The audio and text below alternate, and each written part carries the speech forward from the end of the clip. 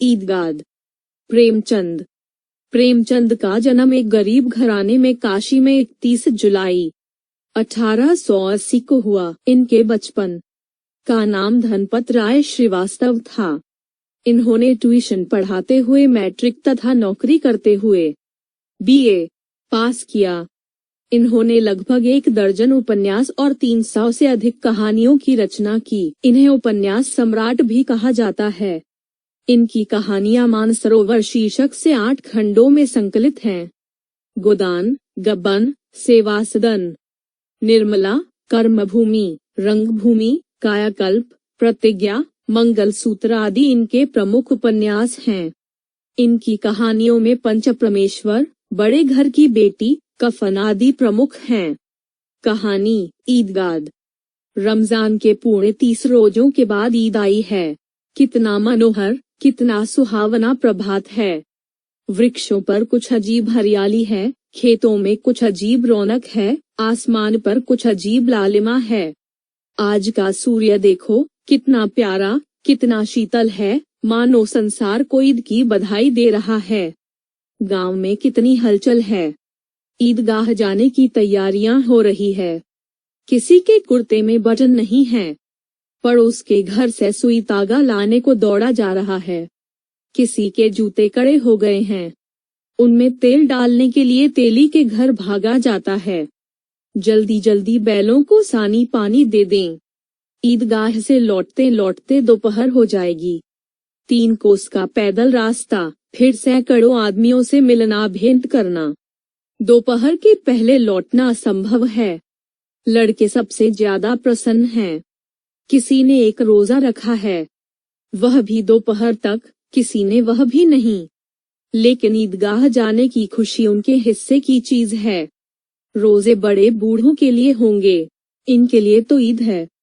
रोज ईद का नाम रटते थे, आज वह आ गई। अब जल्दी पड़ी है कि लोग ईदगाह क्यों नहीं चलते। इन्हें गृहस्थी की चिंताओं से क्या प्रयोजन। सेवैयों के लिए दूध और शक्कर घर में है या नहीं, इनकी बला से ये तो सेवैयां खाएंगे। वह क्या जाने कि अब्बा जान क्यों बदहवास चौधरी कायम अली के घर दौड़े जा रहे हैं। उन्हें क्या खबर कि चौधरी आज आंखें बदल लें तो यह सारी ईद मुहर्रम हो जाए। उनकी अपनी जेबों में तो कुबेर का धन भरा हुआ है। बार बार जेब से अपना खजाना निकालकर गिनते हैं और खुश होकर फिर रख लेते हैं। महमूद गिनता है, 1 2 10 12। उसके पास 12 पैसे हैं। मोहसिन के पास 1 2 3 8 9 15 पैसे हैं। इन्हीं अनगिनती पैसों में अनगिनती चीजें लाएंगे, खिलौने, मिठाइयाँ, बिगुल, गेंद और जाने क्या क्या। और सबसे ज्यादा प्रसन्न है हामिद। वह 4-5 साल का गरीब सूरत, दुबला पतला लड़का, जिसका बाप गत वर्ष हैजे की भेंट हो गया और माँ न जाने क्यों पीली होती होती एक दिन मर गई। किसी को पता न चला क्या बीमारी है, कहती भी तो कौन सुनने वाला था। दिल पर जो बीतती थी वह दिल ही में सहती, और जब न सहा गया तो संसार से विदा हो गई। अब हामिद अपनी बूढ़ी दादी अमीना की गोद में सोता है और उतना ही प्रसन्न है। उसके अब्बाजान रुपये कमाने गए हैं, बहुत सी थैलियां लेकर आएंगे। अम्मी जान अल्लाह मियां के घर से उसके लिए बड़ी अच्छी अच्छी चीजें लाने गई है, इसलिए हामिद प्रसन्न है। आशा तो बड़ी चीज है, और फिर बच्चों की आशा, उनकी कल्पना तो राई का पर्वत बना लेती हैं। हामिद के पांव में जूते नहीं हैं, सिर पर एक पुरानी धुरानी टोपी जिसका गोटा काला पड़ गया है, फिर भी वह प्रसन्न है। जब उसके अब्बाजान थैलियां और अम्मी जान नियामतें लेकर आएंगी तो वह दिल के अरमान निकाल लेगा। तब देखेगा महमूद, मोहसिन, नूरे और सम्मी कहाँ से उतने पैसे निकालेंगे। अभागिनी अमीना अपनी कोठरी में बैठी रो रही है। आज ईद का दिन और उसके घर में दाना नहीं। आज आबिद होता तो क्या इसी तरह ही दाती और चली जाती। इस अंधकार और निराशा में वह डूबी जा रही है। किसने बुलाया था इस निगौड़ी ईद को। इस घर में उसका काम नहीं, लेकिन हामिद, उसे किसी के मरने जीने से क्या मतलब।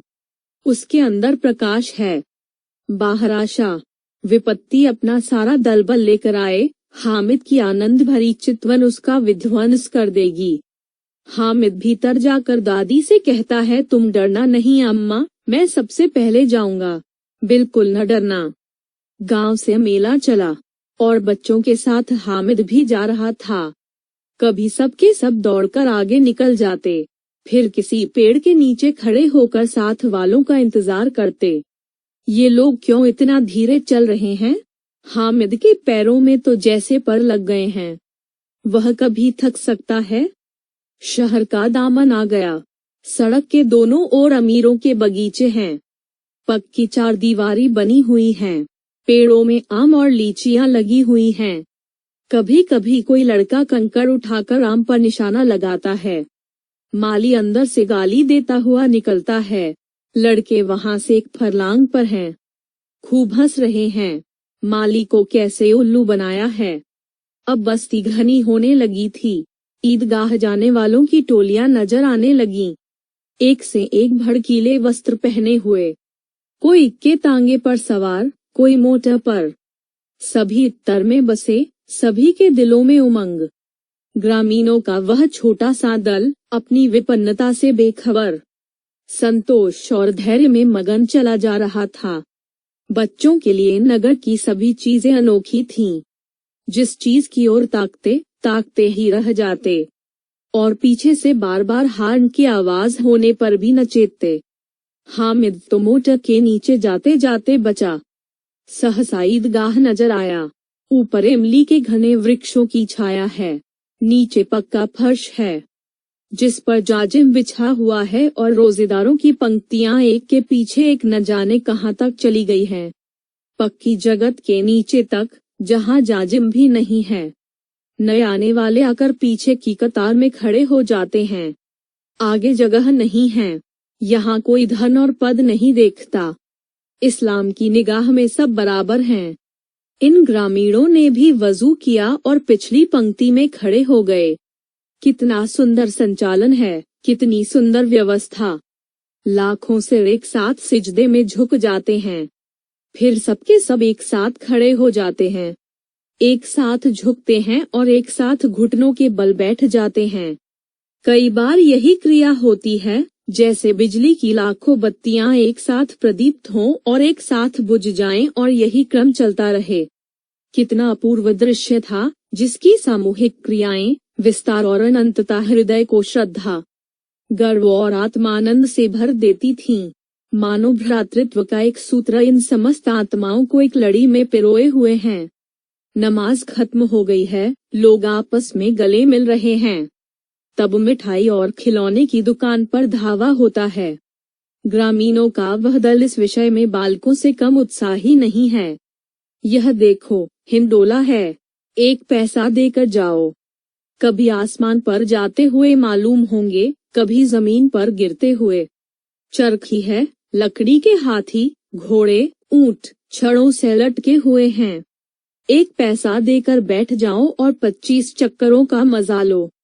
महमूद और मोहसिन, नूरे और समीन घोड़ों और ऊंटों पर बैठते हैं। हामिद दूर खड़ा है। 3 ही पैसे तो उसके पास हैं। अपने कोष का 1/3 जरा सा चक्कर खाने के लिए वह नहीं दे सकता। खिलौनों के बाद मिठाइयाँ आती हैं। किसी ने रेवड़ियाँ ली हैं, किसी ने गुलाब जामुन, किसी ने सोहन हलवा। मजे से खा रहे हैं। हामिद बिरादरी से पृथक है। अभागे के पास 3 पैसे है। क्या नहीं कुछ लेकर खाता? ललचाई आंखों से सबकी ओर देखता है। मिठाइयों के बाद कुछ दुकानें लोहे की चीजों की हैं, कुछ गिलट और कुछ नकली गहनों की। लड़कों के लिए यहाँ कोई आकर्षण न था। वह सब आगे बढ़ जाते हैं। हामिद लोहे की दुकान पर रुक जाता है। कई चिमटे रखे हुए थे। उसे ख्याल आया, दादी के पास चिमटा नहीं है। तवे से रोटियां उतारती हैं तो हाथ जल जाता है। अगर वह चिमटा ले जाकर दादी को दे दे तो वह कितनी प्रसन्न होंगी। फिर उनकी उंगलियां कभी न जलेंगी। घर में एक काम की चीज हो जाएगी। खिलौने से क्या फायदा? व्यर्थ में पैसे खराब होते हैं। उसने दुकानदार से पूछा, यह चिमटा कितने का है? दुकानदार ने उसकी ओर देखा और कोई आदमी साथ न देखकर कहा, यह तुम्हारे काम का नहीं है जी। बिकाऊ है कि नहीं?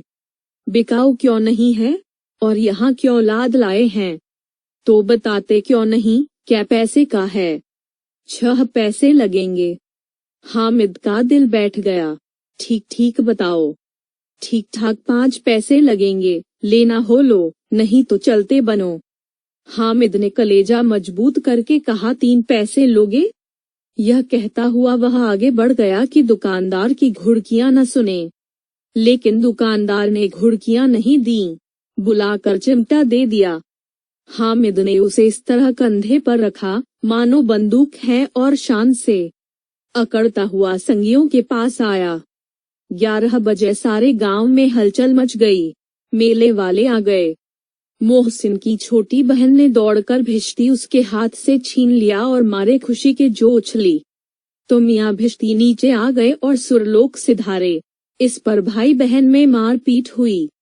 दोनों खूब रोए। उनकी अम्मा शोर सुनकर बिगड़ी और दोनों को ऊपर से 2-2 चांटे और लगाए। अब मियाँ हामिद का हाल सुनिए। अमीना उसकी आवाज सुनते ही दौड़ी और उसे गोद में उठाकर प्यार करने लगी। सहजा उसके हाथ में चिमटा देखकर वह चौंकी। यह चिमटा कहाँ था? मैंने मोल लिया है। क्या पैसे में? 3 पैसे दिए। अमीना ने छाती पीट ली। यह कैसा बेसमझ लड़का है कि दोपहर हुआ, कुछ खाया ना पिया, लाया क्या? चिमटा। सारे मेले में तुझे और कोई चीज न मिली जो यह लोहे का चिमटा उठा लाया? हामिद ने अपराधी भाव से कहा, तुम्हारी उंगलियां तवे से जल जाती थीं, इसलिए मैंने इसे लिया। बुढ़िया का क्रोध तुरंत स्नेह में बदल गया, और स्नेह भी वह नहीं जो प्रगल्भ होता है और अपनी सारी कसक शब्दों में बिखेर देता है। यह मूक स्नेह था, खूब ठोस, रस और स्वाद से भरा हुआ। बच्चे में कितना त्याग, कितना सद्भाव और कितना विवेक है। दूसरों को खिलौना लेते और मिठाई खाते देखकर इसका मन कितना ललचाया होगा। इतना जब्त इससे हुआ कैसे? वहाँ भी इसे अपनी बुढ़िया दादी की याद बनी रही। अमीना का मन गदगद हो गया। और अब एक बड़ी विचित्र बात हुई। हामिद के इस चिमटे से भी विचित्र। बच्चे हामिद ने बूढ़े हामिद का पाठ खेला था। बूढ़िया अमीना बालिका अमीना बन गई। वह रोने लगी। दामन फैलाकर हामिद को दुआएं देती जाती थी और आंसू की बड़ी बड़ी बूंदें गिराती जाती थी। हामिद इसका रहस्य क्या समझता? कहानी का अंत।